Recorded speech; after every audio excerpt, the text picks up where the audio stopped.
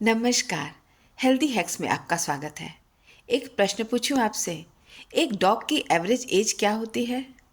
10 से 15 साल। उसका ब्रीदिंग रेट क्या होता है? 15 से 30 ब्रेथ्स पर मिनट। एक टॉर्टाइज की एवरेज एज क्या होती है? 100 से 150 ईयर्स तक। और उसका ब्रीदिंग रेट क्या होता है? 4 से 5 ब्रेथ्स पर मिनट। यानी एक लॉन्ग लाइफ के लिए हमको अपना ब्रीदिंग रेट कम रखना है। सीन नंबर 2 देखिए। बच्चों का पढ़ाई में मन नहीं लगता, यंग लोगों को बहुत स्ट्रेस होता है, बहुत एंग्जाइटी होती है, और बूढ़े लोगों को नींद नहीं आती। इन सब के पीछे एक ही रीज़न है, स्ट्रेस और हमारा हाई और तेज़ ब्रेथ रेट।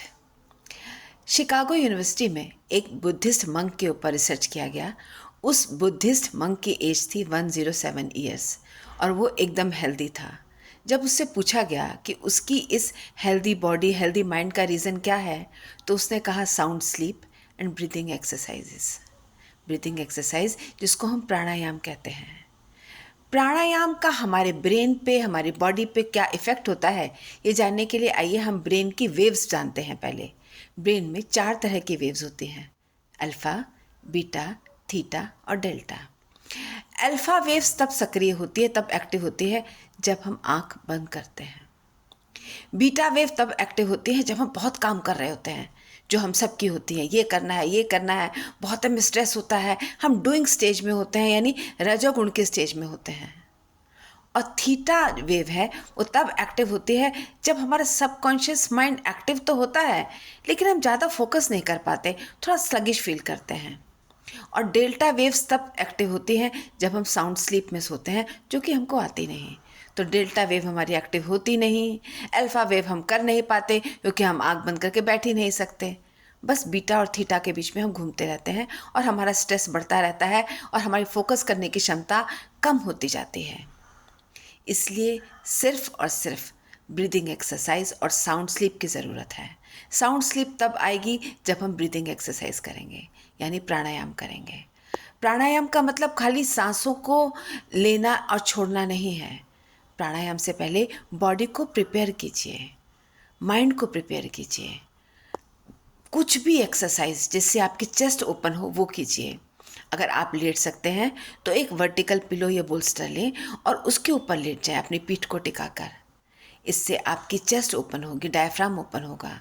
अगर आप लेट नहीं सकते तो हाथ को ऊपर ले जाइए, हाथ को साइड में ले जाइए। ऐसा करते हुए 5 मिनट तक व्यतीत कीजिए, 5 मिनट तक ये एक्सरसाइज कीजिए, तब आप प्राणायाम कीजिए।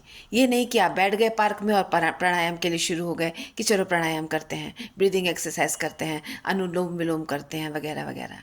नहीं, पहले माइंड और बॉडी को प्रिपेयर कीजिए। ऐसे ही प्राणायाम के बाद भी किया जाता है।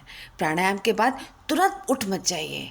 अगर पॉसिबल है, अगर आप लेट के प्राणायाम कर रहे हैं तो 5 मिनट तक लेटे रहिए। अगर आप बैठ के कर रहे हैं तो प्लीज़ बैठे रहिए। अगर बैठना पॉसिबल नहीं है तो प्लीज़ कम से कम बात मत कीजिए, क्योंकि आपका माइंड जो इतना शांत हुआ है, जो आपकी बीटा रेज कम हुई है, अल्फ़ा आपकी बढ़ी है, आपका मन शांत हुआ है, आपका स्ट्रेस दूर हुआ है, आपके बॉडी का ऑक्सीजन लेवल बढ़ा है, आपके ब्रेन में ऑक्सीजन लेवल बढ़ा है, उसको बढ़ा रहने दीजिए। इसके लिए बॉडी को जर्क मत दीजिए, माइंड को जर्क मत दीजिए। इसलिए प्राणायाम से पहले और प्राणायाम के बाद में प्लीज़ बॉडी और माइंड को शांत रहने दीजिए। तभी आप प्राणायाम का पूरा लाभ उठा पाएंगे, तभी आपके बच्चे का पढ़ाई में मन लगेगा, तभी आपका स्ट्रेस दूर होगा, तभी आपकी बीटा रेस कम होंगी, अल्फा बढ़ेगी, तभी आपको साउंड स्लीप आएगी, नींद आएगी। इसलिए प्लीज़ थोड़ा सा ध्यान दीजिए, थोड़ा सा केयरफुल रहिए। बिल्कुल भी मुश्किल नहीं है, ट्राई करके देखिए।